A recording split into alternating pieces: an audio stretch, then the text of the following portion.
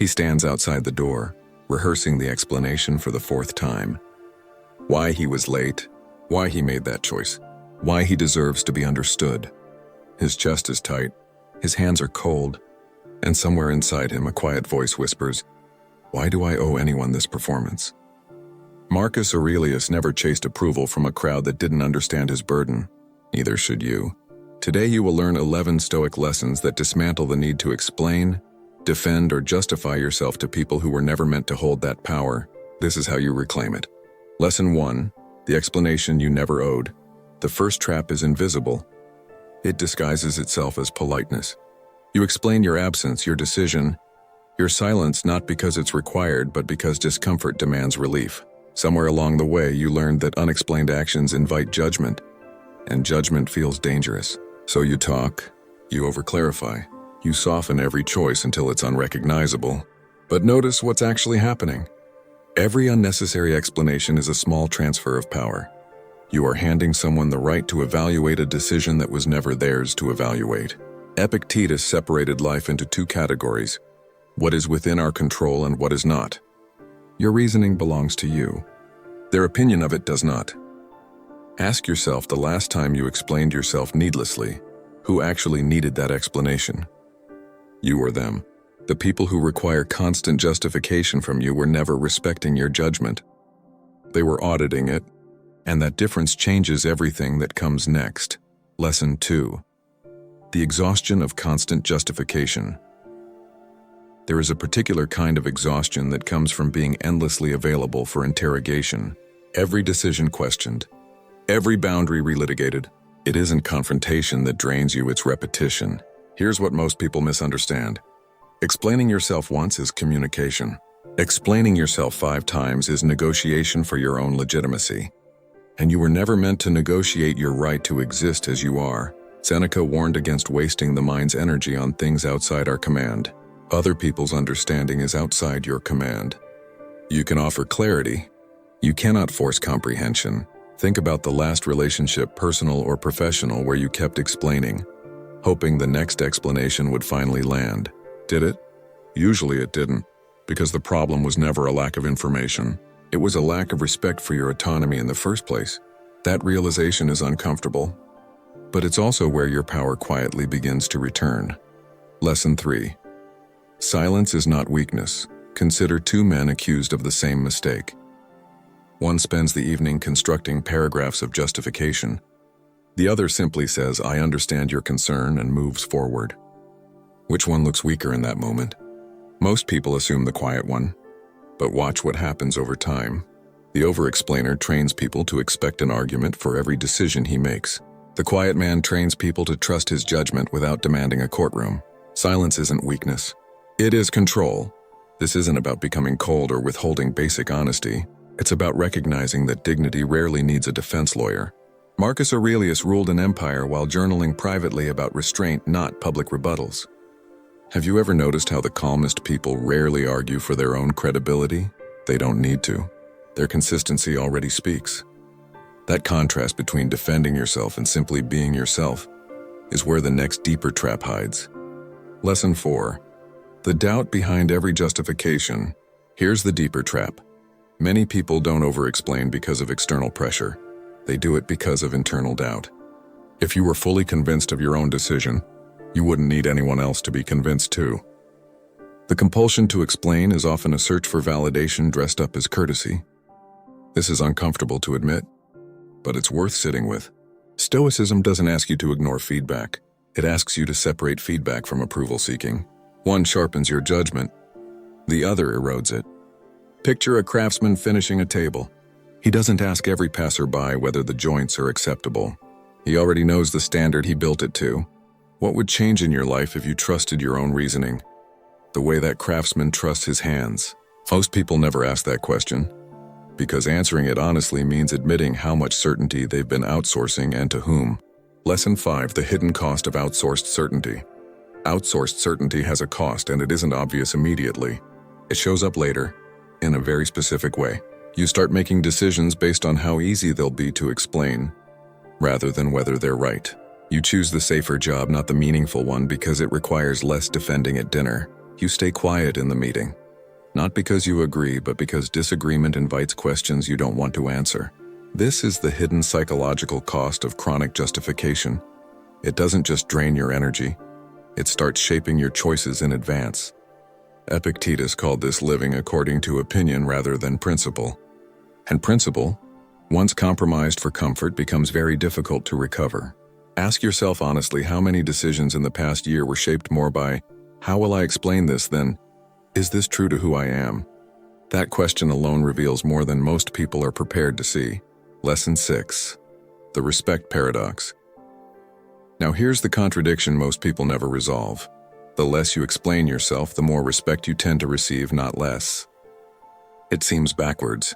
Logically, more information should build more trust, but psychologically, constant justification signals uncertainty, and uncertainty rarely earns respect. Composure does. Think of any leader, mentor, or figure you've genuinely admired. Did they explain every decision to everyone who questioned it? Or did they hold a certain quiet authority that made explanation unnecessary? This isn't arrogance. Arrogance refuses growth. This is discipline, the ability to remain accountable to your own standards without needing external permission to act on them. Seneca lived this distinction constantly, advising others privately while remaining largely indifferent to public criticism of his choices. Which matters more to you, being understood by everyone, or remaining at peace with yourself regardless of their understanding? Most people say peace. Few people practice it. Lesson 7 begins to show you how. Lesson 7. Acknowledgement over defense. Practicing this starts with a simple shift. Replace explanation with acknowledgement. When someone questions your decision, you don't owe them a defense. You owe them, at most, a brief, calm acknowledgement and nothing further unless they hold a legitimate stake in the outcome. "I've made my decision" is a complete sentence.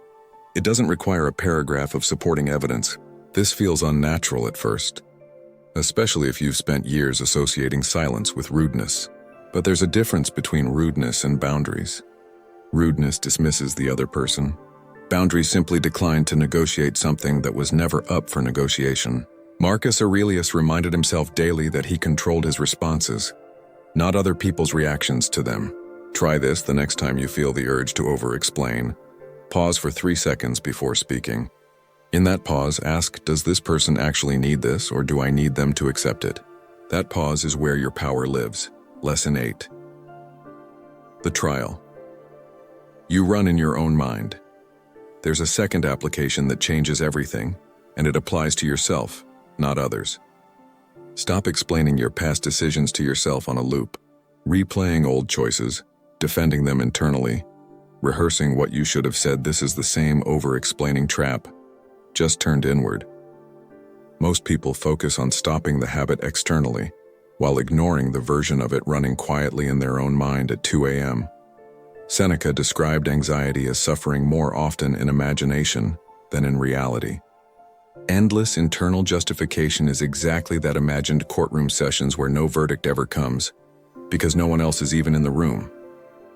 Have you ever caught yourself doing this? Defending a decision from 3 years ago to an audience that isn't there and never asked? The Stoic response isn't to suppress the memory. It's to review it once, honestly, extract the lesson, and close the file. Closed files don't need reopening every night. Lesson 9. The gap between accusation and response. Closing that file requires a tool most people underuse: the deliberate pause between accusation and response. Epictetus taught that it isn't events that disturb us, but our judgments about them. When someone challenges your decision, there's a gap, small, often unnoticed, between their words and your reaction. In that gap lives your entire freedom.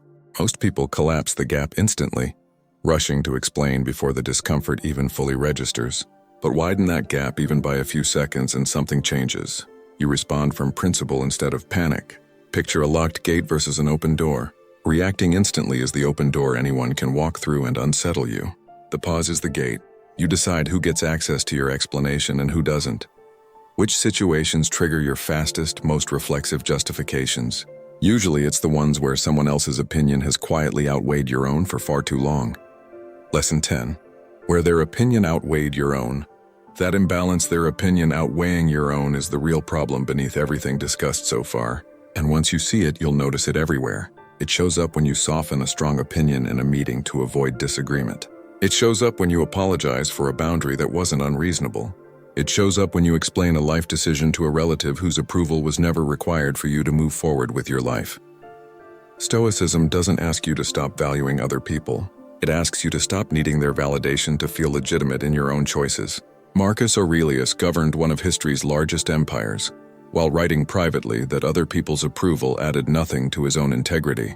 If his integrity didn't depend on public agreement, why would yours depend on a colleague's raised eyebrow or a relative's disapproving silence?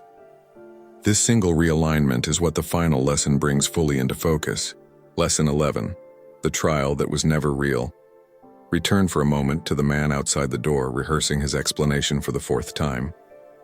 He believed that peace would come from being understood. But peace was never on the other side of that door. It was already inside him, waiting to be claimed without permission. This is the deepest Stoic realization. Your worth was never actually on trial, only your belief that it was. Every unnecessary explanation, every internal defense, every rehearsed justification, all of it was built on a single false premise: that your legitimacy required someone else's verdict. It never did. Epictetus lived this fully, teaching that freedom begins the moment you stop asking the world for permission to be yourself. Not permission to act recklessly, permission to simply exist according to your own honest reasoning. You don't need to win every argument about who you are. Sometimes walking away from the explanation entirely is the victory. Go back to that man outside the door. Imagine him now, hand on the handle, but this time without the rehearsed speech. He walks in. He states his decision plainly. And when the questions come, he doesn't collapse into justification.